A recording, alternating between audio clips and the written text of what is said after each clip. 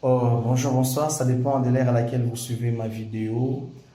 J'aimerais intervenir à ces faits qui ne cessent de circuler sur la toile. Le fait de cet enfant dont son père est égyptien qui a eu à donner la mort à son condisciple de classe. Alors, que dit la loi? D'entrée des jeux, je dois déjà vous signaler qu'il s'agit d'un fait euh, qui est régi par la loi numéro 09/001 du 10 janvier 2009 portant protection de l'enfant. Alors, cette disposition, en son article 2e, il y a la définition de l'enfant. Qui est un enfant? Pour votre gouverne, un enfant, c'est toute personne qui n'a pas encore atteint l'âge de la majorité ou 18 ans révolus ici en RDC. Alors, ça, ce n'est pas un problème jusque-là. Mais je vous rappelle déjà qu'il s'agit ici de deux enfants dont un a eu à donner la mort à l'autre. Ça ne dérange pas. La deuxième question est celle de savoir, cet enfant avait quel âge? Parce que je vous rappelle déjà qu'un enfant peut être poursuivable pénalement, mais on ne dit pas qu'un enfant a commis l'infraction, plutôt ici, on dit que l'enfant est en conflit avec la loi parce que l'enfant commet un manquement à l'égard de la loi et à cet effet, l'enfant peut se trouver en conflit avec celle-ci. Alors, jusque-là, ça se comprend. Mais maintenant, je m'aimerais également éclaircir une chose ici. Si vous lisez la même disposition en son article 95, vous allez voir que la loi prévoit que tout enfant âgé de moins de 14 ans bénéficie en matière pénale d'irresponsabilité d'une irresponsabilité pénale, n'est-ce pas? C'est-à-dire que, pardon, l'enfant âgé de moins de 14 ans bénéficie en matière pénale d'une présomption irréfragable d'irresponsabilité. Ok? Ce qui veut dire en d'autres termes qu'un enfant âgé de moins de 14 ans ne peut ni être en conflit avec la loi, ne peut pas non plus commettre un manquement, n'est-ce pas, à l'égard de la loi.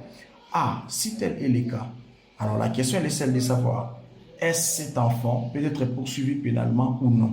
Ah, ça c'est une question.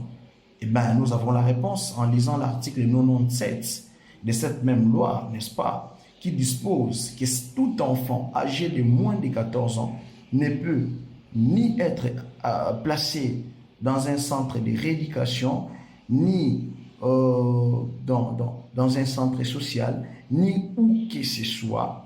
Pourquoi? Parce que déjà cet enfant est considéré comme étant une personne ayant agi sans conscience. L'enfant est considéré comme étant un incapable. Mais maintenant, au niveau civil, là ça se comprend. Parce que si déjà nous lisons l'article 258 que tous connaissons, là, la loi est claire, n'est-ce pas? Ici, il est question que toute personne puisse réparer plutôt les dommages causés par son imprudence ou par sa maladresse et tout. Nous ne sommes pas là. Mais maintenant, ici, qu'est-ce qui nous concerne? Oui, cet enfant, c'est un enfant. Il a fait ce qu'il a fait. Ça se comprend. Est-ce que ses parents sont-ils responsables? Oui, civilement. Pourquoi? Parce que si vous lisez déjà l'article 259, vous allez voir que sont responsables civilement plutôt, sont civilement responsables non seulement les gens ayant commis, n'est-ce pas, un fait, ayant causé à autrui un dommage, mais plutôt également ceux dont les enfants sous leur garde, n'est-ce pas, les animaux et objets et tout, ont eu à ou auraient, n'est-ce pas,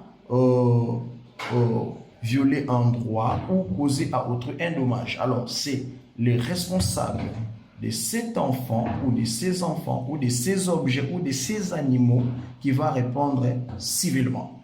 Voilà, mais d'une manière, mais en fait au pénal, non. Pourquoi? Parce qu'il y a déjà l'individualité pénale. Si vous lisez l'article 16 et l'article 17 de la Constitution, vous allez voir que nul ne peut être poursuivi pour de faits qui ne constituent pas une infraction ou des faits non infractionnaires.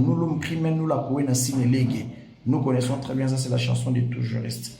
Ce qui veut dire que l'infraction est individuelle et la loi ne peut pas poursuivre une personne qui n'a commis aucun fait répressif. Voilà, merci.